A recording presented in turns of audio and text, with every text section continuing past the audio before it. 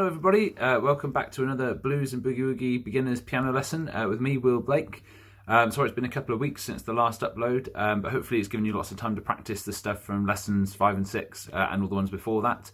But it's great to be back. Today we're going to be looking at some brand new skills, looking at some rumba boogie, some new right hand riffs, various bits and bobs really, so yeah, hope you enjoy it. So guys, here we are, lesson 7. So today we're going to be looking at some rumba boogie. It's a little bit different to the stuff we've been doing before because we've previously been looking at the shuffle. But hopefully a lot of the skills you've learned doing the shuffle blues will sort of cross over to what we're doing today. So first thing is going to be our left hand bass line for today, which goes like this.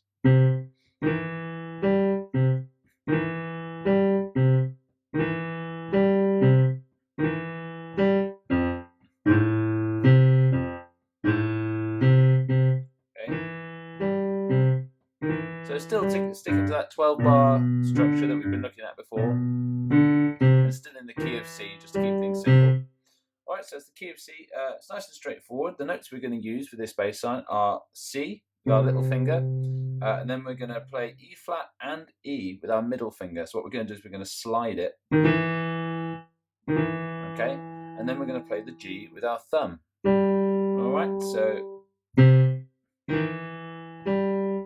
literally goes like that. So you got the 5, 3, 1, 5, 3, 1. Then switch to F. So little finger on the F, third finger on the A flat and A this time. And then back to your C, as we did before. And then we're going to move down to our G. So that's G, and then B flat and B with the middle finger and your thumb on the D. Back to the C again. Right, it's as simple as that. Okay, so that's your first blues rumba bass line. You can use this for the kind of New Orleans styles, etc.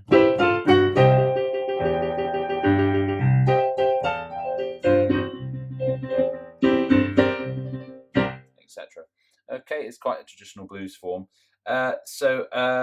Moving on to give you something to put with that, we're going to go back to our chords that we're doing in the right hand for our shuffle. But we're just going to keep them nice and simple for today before we learn the riff.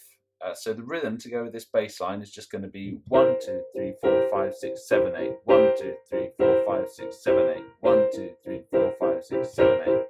Okay, so you just put that with your bass line.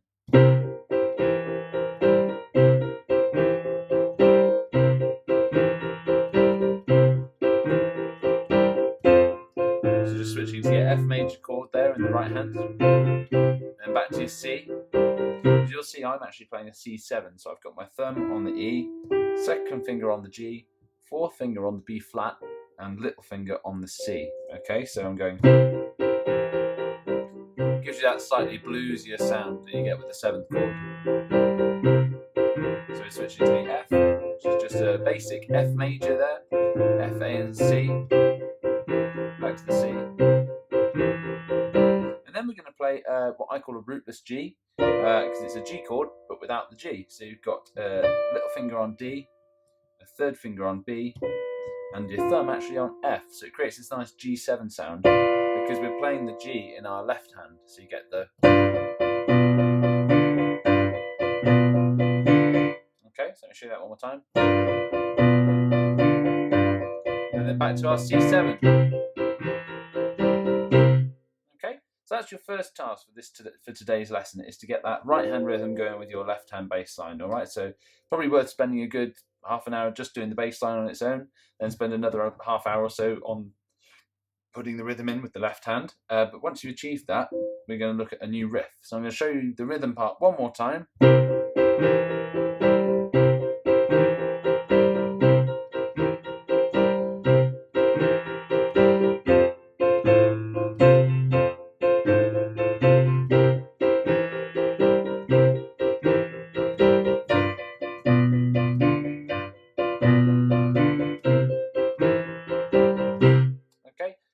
So to go with that, something a little bit more interesting. I mean, to begin with, you can start using some of your shuffle riffs that we learnt before. So you can go...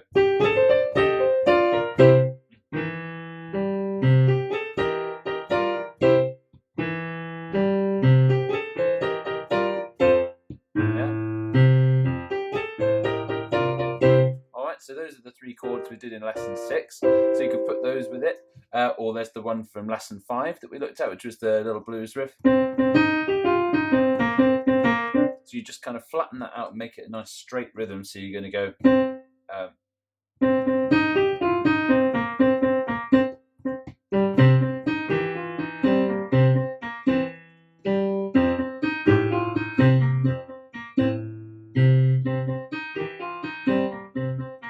Or some of the rhythm stuff we did in some of the earlier lessons, like.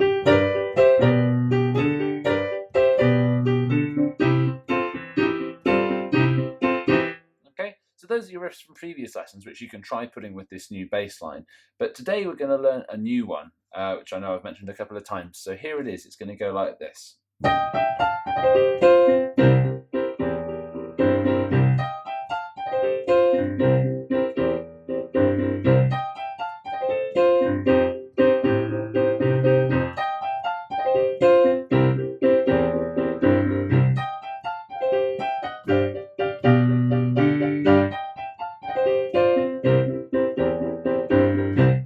So it's a little bit tricky to look at, but actually when we slow it down, it's not too bad. So we're going to start off with our third finger on the top E flat and our little finger on the G. What I'm going to do is I'm going to move down here into the middle of the piano so that you can see me better. So I've got the third finger on the E flat, fifth finger on the G. And we're going to play that. Then we're going to move our third finger down to E. And then we're going to move them both up to F and A. Okay, so that's the first bit. And then we're going to just switch back down to here. So you've got your fifth finger on the G, third finger back on the E flat, second finger is going to go on the C, and your thumb's going to go on the G. So what we're going to do is we're going to sort of trill down that going. Yeah. Okay, so that's a C minor chord. All right, so you're going to go. All right, and then we're going to go second finger on F. So we cross over from our thumb to our second finger on the F. And then we're going to jump down and play our second finger on the E flat. Okay? So it's going to go. Alright, and that's pretty much it, because then you just go into your C7 chord that we were playing before. So you get this nice.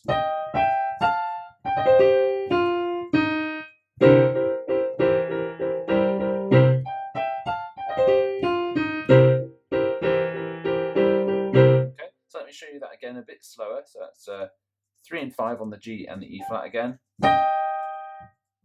Moving to the E, then up to the F and the A.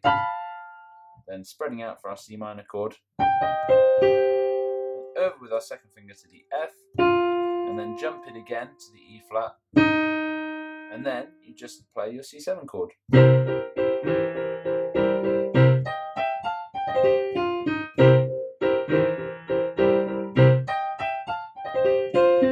And then what's quite nice is when you get to the F chord in the left hand, you can play a nice little C minor up here in the right hand, which sounds like this. Okay, so that's C, E flat, and G.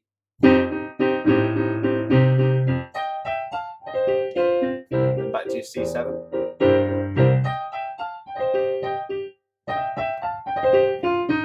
And then when you get to the G, you just play rootless G.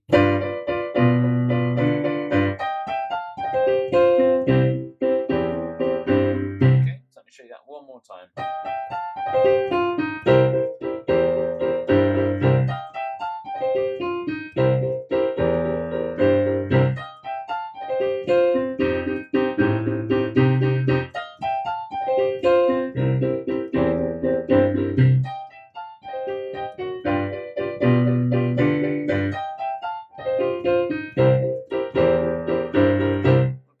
The nice thing with that riff is you can play it on its own and then just bring the left hand in with the rhythm that you were doing before. But then as you get more confident, you can just keep the left hand flowing. So you can go.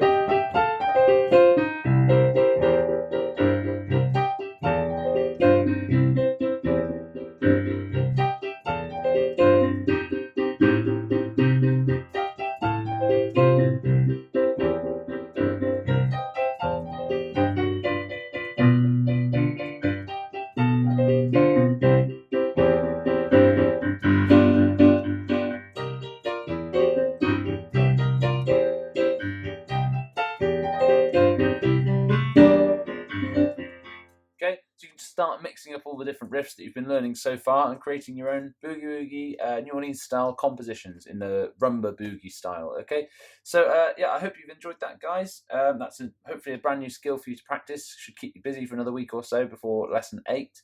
All right, my name is Will Blake. Please subscribe to my channel. Just click subscribe below or on one of the above links. And yeah, feel free to leave some comments. And if you've got any questions, I'd be more than happy to answer them. Thanks so much.